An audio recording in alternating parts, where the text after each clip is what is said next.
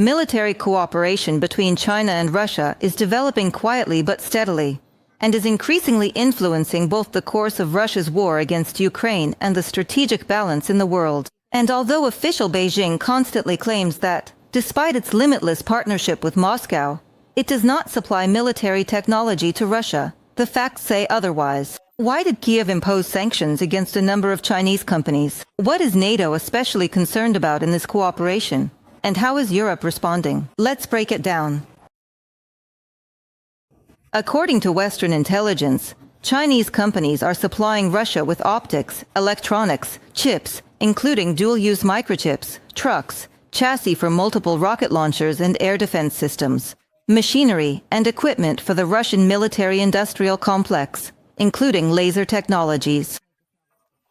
Bloomberg conducted a large-scale investigation, during which it was revealed that Moscow is actively cooperating with China in drone production as well. For example, the Russian company Arrowhead, which has set up large-scale production in Khabarovsk, has been working with Chinese specialists from the company AUTOL for more than 2 years. To conceal their suppliers, the Russians actively use intermediaries. For example, companies that deal with agricultural machinery or seafood transportation. The documents show Arrowhead has been working with Autel engineers since early 2023 to localize production of the Autel Evo Max 4T drone, which was originally designed for civilian use but has proven effective in combat. Taken together, the documents show how sensitive technologies can move from China to Russia even if President Xi Jinping's government says it's not supplying either side. From a publication by Bloomberg. The Arrowhead company plant, which receives government funding, plans to increase drone production to 10,000 units per month this year and expand manufacturing with more advanced models. For comparison, the most well-known Russian drone manufacturer, Alabuga, produces about 3,000 drones per month. The location of the Arrowhead company plant was also chosen for a reason. The distance from Khabarovsk to the nearest Chinese border near the city of Fuyuan is only 60 kilometers, and to the international river port of Tongjiang, 300 kilometers. Technological support from Beijing allows Moscow to continue its military operations. That's why Europe is expressing serious concern about this hidden fact of cooperation. But we also know that China's unyielding support for Russia is creating heightened instability and insecurity for Europe. We can say that China is de facto enabling Russia's war economy, and we cannot accept this. And I've always said how China continues to interact with Putin's war will be a determining factor for EU-China relations going forward. If China claims to defend the international rules-based order, then it should unequivocally condemn Russia's gross violation of Ukraine's sovereignty, territorial integrity, and internationally recognized borders, and act accordingly. After the massive shelling of Kiev by the Russian army on the night of July 4th, investigators found Chinese-made components, specifically catapult mounts, in the downed Shahed drones. They had been manufactured just a few weeks earlier. In response, Kiev imposed sanctions on 5 companies registered in China that had supplied these parts to the aggressor country. The sanctions include a ban on conducting business in Ukraine and the freezing of all assets. Today there is currently a new package of sanctions. Today, there is a package of sanctions against companies from China that, unfortunately, supply components for Russian weapons production, specifically for the Shaheds. There is clear evidence of this. The parts are found in downed Shaheds. We will also discuss this with our partners so that they support Ukrainian sanctions.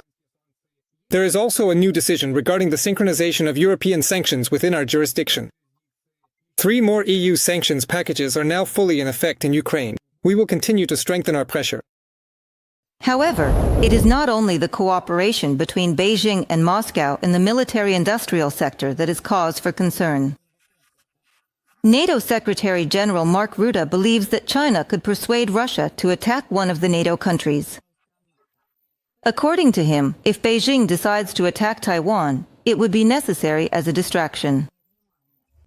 British military officials are also warning about the danger of a simultaneous armed conflict between the West and both Russia and China. According to their data, if the alliance does not speed up rearmament, this could happen within the next few years. Former Chief of the General Staff of the British Army, General Patrick Sanders, described in detail how this could happen in an interview with The Times. The conflict could begin with a major clash in the Indo-Pacific region, such as a Chinese invasion of Taiwan, which would force the U.S. to redeploy forces from Europe. In response, Russia could seize the opportunity to attack a part of NATO territory, such as the Baltics or the strategic region of Svalbard, in order to achieve a local advantage. Having captured a limited territory, they would hide behind a nuclear umbrella and challenge NATO to act if you dare. The stakes are extremely high. Patrick Sanders, Chief of the General Staff of the British Armed Forces, 2022-2024, in an interview with Time magazine.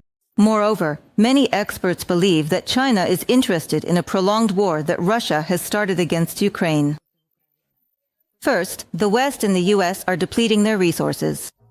Second, China gets a unique opportunity to observe the use of Western and Russian weaponry in combat conditions, to test its own technologies, and to analyze tactics without direct involvement.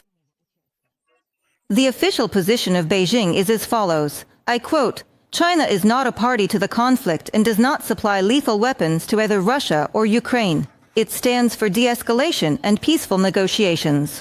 But in reality, China's interests are quite multi-layered. China has another trump card, the North Korean army, which, also with China's encouragement, with its tacit consent, is now participating in the war on the European continent. It can be fully used by Russia against NATO, and it can also be used by China to create some tension on the Korean peninsula precisely at the moment when China is addressing its Taiwan issue. So I think I hold this opinion and, for example, I write about it in my articles. But the fact that this is already being discussed at the NATO level is very important because it is a completely realistic scenario. And one more thing. The longer the war goes on, the more dependent Russia becomes on China economically, technologically, financially, and even diplomatically. Moscow exports oil, gas, and coal to China at significant discounts. That's why it's hard to stop China's covert support for Russia, but it can be made very costly and risky. The main mechanism here, of course, is sanctions, both personal and sectoral. Plus, monitoring of dual-use goods. And for that, we need the will and coordination of all our partners, both in the European Union and in the United States.